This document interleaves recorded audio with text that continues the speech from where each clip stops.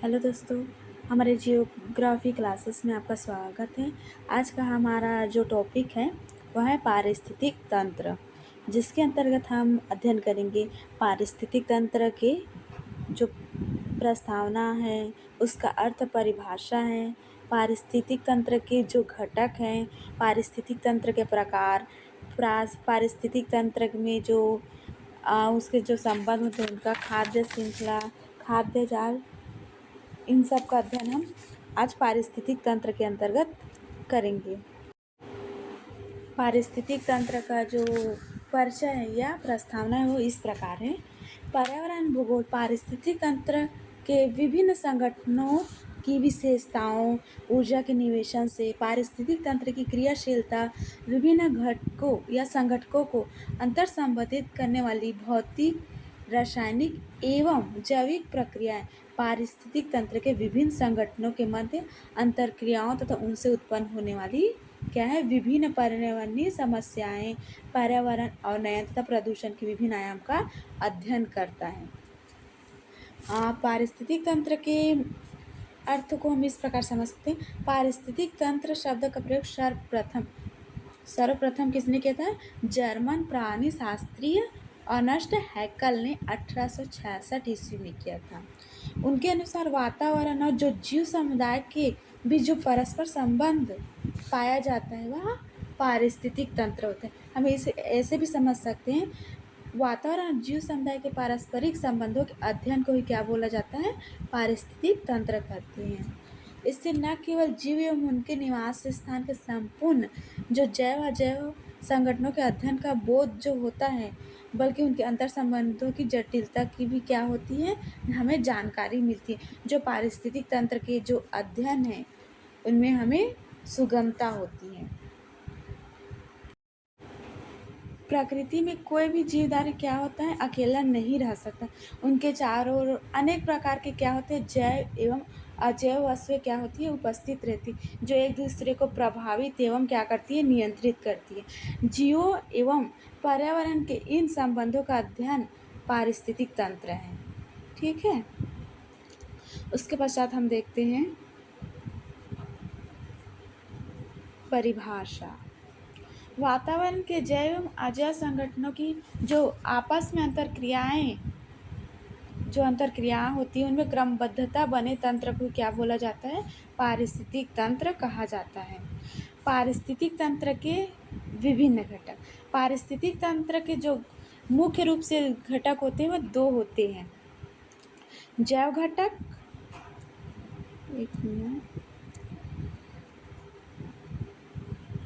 जैव घटक, अजैव घटक, जैव घटक। अजैव घटक के अंतर्गत हम देखते हैं कार्बनिक, जलवायुक और अकार्बनिक। और जैव घटक के अंतर्गत हम देखते हैं उत्पादक, उपभोक्ता, अपघटक। उपभोक्ता को 4 भागों में विभक्त किया गया है: प्राथमिक उपभोक्ता, द्वितीयक उपभोक्ता, तृतीयक उपभोक्ता और चतुर्थ उपभोक्ता। हम पहले देखते हैं अजैव घटक। अजैव घटक में क्या होता है, इसके अंदर हम देखेंगे अजैव घटकों में अकार्बनिक पदार्थ जैसे कार्बन, नाइट्रोजन, जल आदि तथा कार्बनिक पदार्थ जैसे प्रोटीन, कार्बोहाइड्रेट एवं भौतिक पदार्थ। भौतिक पदार्थ के अंतर्गत हम देखेंगे प्रकाश, ताप, हवा एवं विद्युत शामिल है। ठीक, कार्बनिक पदार्थ जो अजैव घटक के अंतर्गत पहला क्या है?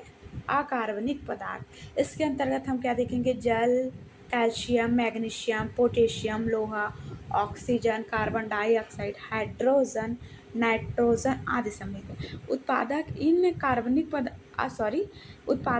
अकार्बनिक पदार्थों का उपयोग करते हैं। इन सभी तत्वों को सभी वनस्पति हवा, मिट्टी और जल से प्राप्त करती है। उसके बाद सेकंड है कार्बनिक पदार्थ। इसके अंतर्गत हम देखते हैं प्रोटीन है, वसा है, कार्बोहाइड्रेट है, ह्यूमन है आदि को शामिल किया जाता है। कार्बनिक पदार्थ पौधे मृत जंतुओं से क्या करते हैं? प्राप्त होते हैं। उसके बाद तीसरी में अजैव घटक के अंतर्गत है भौतिक पदार्थ या जलवायु, इसके अंतर्गत प्रकाश, ताप, वायु, विद्युत, वर्षा, कोहरा, आर्द्रता आदि को क्या किया जाता है, सम्मिलित किया जाता है। जीवों की वृद्धि एवं जीवन क्रियाओं के लिए भौतिक पदार्थ आवश्यक होते हैं। क्या होते हैं? आवश्यक होते हैं। इसके पश्चात हम पारिस्थितिक तंत्र के दूसरे घटक मतलब जैव घटक को देखेंगे। अभी हमने अजैव को समझा, उसके बाद हम देखेंगे जैव घटक। जैव घटक के अंतर्गत उत्पादक, उपभोक्ता तथा क्या आता है, अपघटक आते हैं। उत्पादक उत्पादक मुख्य रूप से हरी पत्ती वाले स्वपोषित क्या होते हैं, पौधे होते हैं, जो कि समानता क्लोरोफिल युक्त क्या होते हैं, जीव होते, तो प्रकाश संश्लेषण द्वारा क्या करते हैं, अपना भोजन का निर्माण करते हैं। उपभोक्ता उपभोक्ता या परपोषी जीव होते हैं, जो स्वयं अपने लिए भोजन क्या नहीं कर सकता, उत्पन्न नहीं कर सकते, बल्कि भोजन हेतु किसी अन्य अवयव पर क्या होते हैं, निर्भर होते हैं। पशु इसी श्रेणी के अंतर्गत आते हैं। उपभोक्ता को 4 श्रेणियों में विभक्त किया जाता है। प्राथमिक उपभोक्ता, द्वितीयक उपभोक्ता, तृतीयक उपभोक्ता और उसके बाद उच्च मांसाहारी या चतुर्थ उपभोक्ता। प्राथमिक उपभोक्ता में हम देखेंगे, प्राथमिक उपभोक्ता जो होते हैं वो शाकाहारी जंतु या परजीवी होते हैं, जो सीधे उत्पादकों का भोजन करते हैं, जैसे गाय हैं, बकरी हैं, हिरन हैं, खरगोश हैं, टिड्डा है, चूहा है आदि।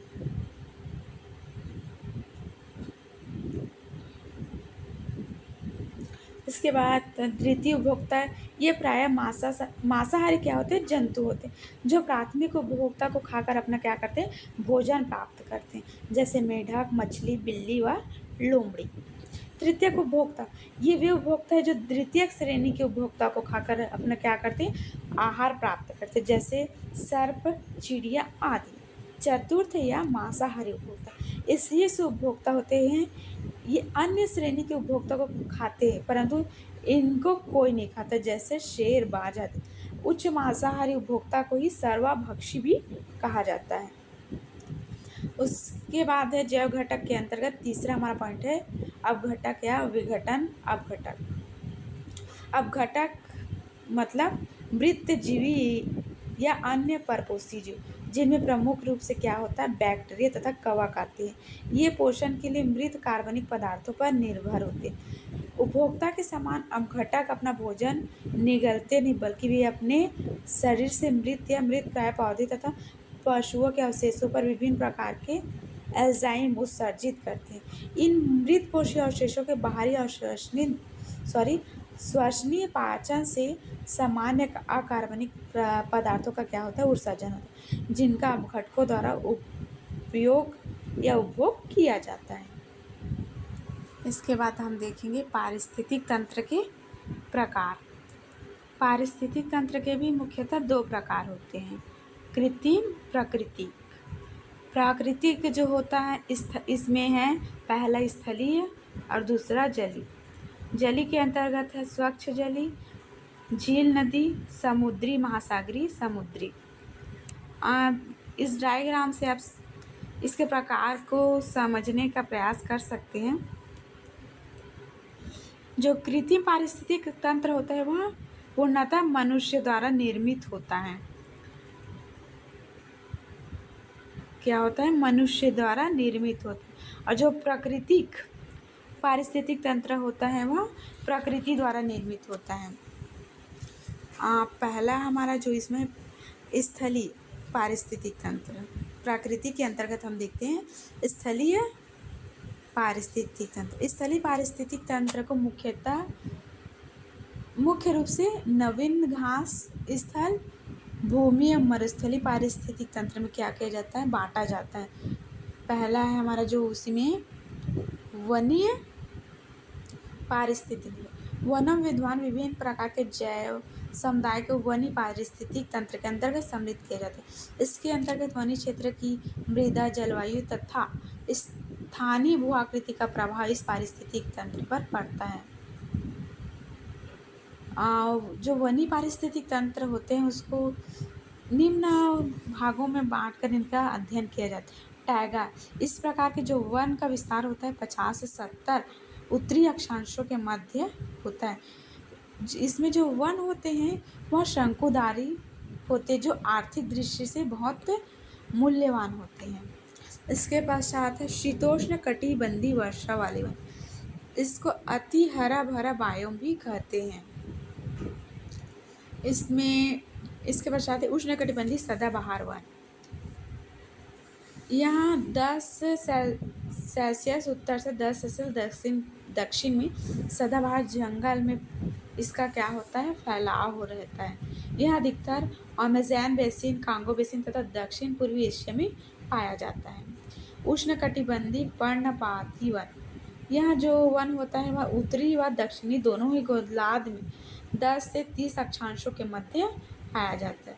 इसके बाद हम देखेंगे घास स्थलीय पारिस्थितिक तंत्र। घास स्थलीय पारिस्थितिक तंत्र का विकास उन क्षेत्रों में होता है जहाँ वर्षा वनों के विकास के लिए अपर्याप्त होती है, लेकिन मरुस्थलीय भागों में होने वाली वर्षा से अधिक होती है।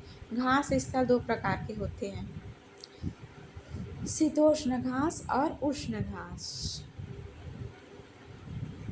शीतोष्ण जो घास होता है वो भूमिया शीतोष्ण कटिबंधों में महाद्वीपों के आंतरिक भागों में पाई जाती है। घास भूमि में सरीसृप, जमीन पर घोंसला बनाने वाला पक्षी तथा चरने वाले स्तनधारी आदि पाए जाते हैं। उष्ण घास है, इसमें अफ्रीका, ब्राज़ील, प्रायद्वीपीय भारत में इस प्रकार के जो घास पाए जाते हैं। मरुस्थलीय पारिस्थितिक तंत्र का निर्माण मरुस्थलीय, इसके बाद हमारा नेक्स्ट टॉपिक है मरुस्थलीय पारिस्थितिक। मरुस्थलीय पारिस्थितिक तंत्र का निर्माण कम वार्षिक वर्षा तथा उच्च ताप वाले क्षेत्रों में होता है। मरुस्थलीय की उत्पादकता प्रत्यक्ष रूप से वर्षा की मात्रा पर क्या होता है, निर्भर होता है। मरुस्थलीय पारिस्थितिक तंत्रों को उष्ण मरुस्थलीय और शीतोष्ण मरुस्थलीय में बांटा गया है, जो घास स्थलीय पारिस्थितिक तंत्र के तुल्य ही है। उसके बाद हमारा सेकंड टॉपिक है जलीय पारिस्थितिक तंत्र। जल में व्याप्त या जल को आवास के रूप में प्रयोग करने वाले पारिस्थितिक तंत्र को हम क्या कहते हैं, जलीय पारिस्थितिक तंत्र कहते हैं। जलीय पारिस्थितिक तंत्र विभाजन जल में विद्यमान लवण की मात्रा के आधार पर किया जाता है। जलीय पारिस्थितिक तंत्र को हम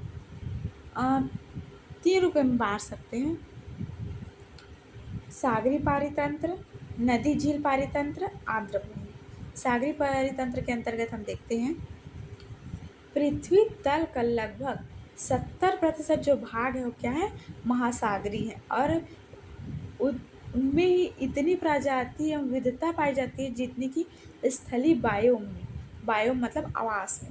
सागरी पारिस्थितिक तंत्र को विभिन्न आधारों पर अलग अलग रूप से क्या करा जाता है, बांटा जाता है। मुख्य रूप से सागरी पारिस्थितिक तंत्र को 2 भाग में बांटा जाता है, पैल्जिक बायोम एवं नितलीय बायोम।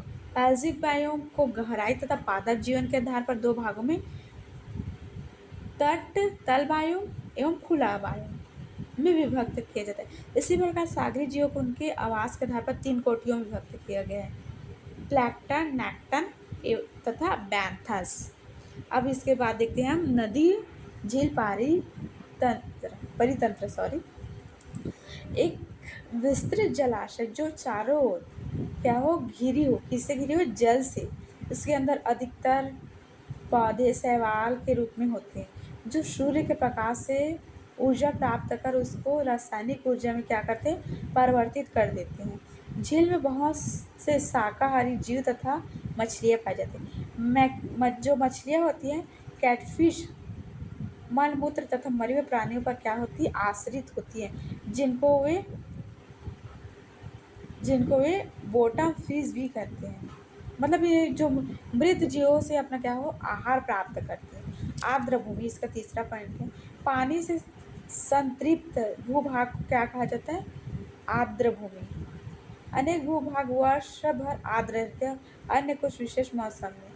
जल विविधता की दृष्टि से आर्द्र भूमि अत्यंत संवेदनशील होती है। विशेष प्रकार की वनस्पति आर्द्र भूमि पर उगने वाले और फलने फूलने के लिए अनुकूलित होते हैं, जैसे मैंग्रोव, सुंदरवन में पाई जाने वाली सुंदरी वनस्पति। उसके बाद देखते हैं हम, हमारा नेक्स्ट टॉपिक है खाद्य जाल या आहार श्रृंखला। आहार श्रृंखला वास्तव में निम्न पोषण स्तर से उच्च पोषण स्तर में ऊर्जा का क्या होता है, स्थानांतरण तथा गमन का एक श्रृंखलाबद्ध यानी एक क्रम में क्या होता है इसका। यह सरल भी हो सकता है लेकिन अधिकांश आहार श्रृंखला जटिल होता है। आहार श्रृंखला में ऊर्जा व रासायनिक ऊर्जा उत्पादक उपभोक्ता अपघटक में क्रम से प्रवेश करते हैं और इनसे होते हुए चक्र में घूमते रहते हैं। पारिस्थितिक तंत्र और आहार श्रृंखला को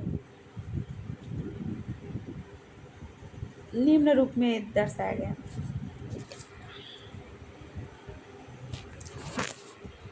भोजन रूपी ऊर्जा के स्थानांतरण पौधों वनस्पति में से शाकाहारी और मांसाहारी प्राणी तथा भक्षण की निरंतर विधि के द्वारा चलता है।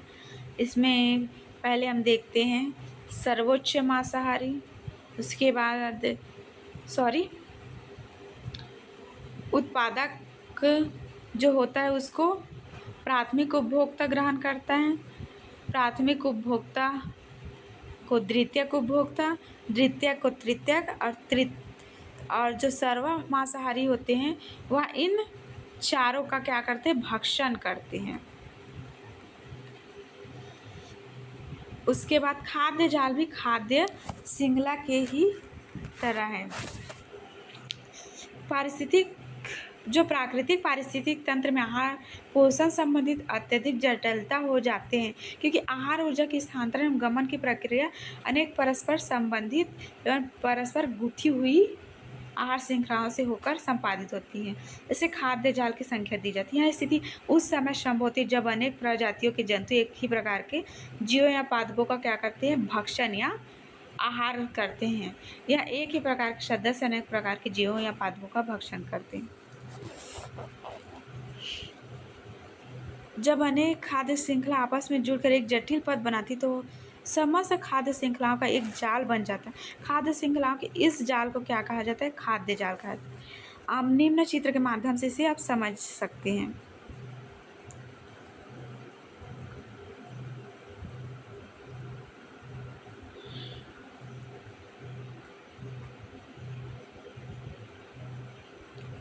उसके बाद है हमारा जो उपसंहार अर्थात पारिस्थितिक तंत्र का हमारा अभी का इतना ही टॉपिक कंप्लीट होता है।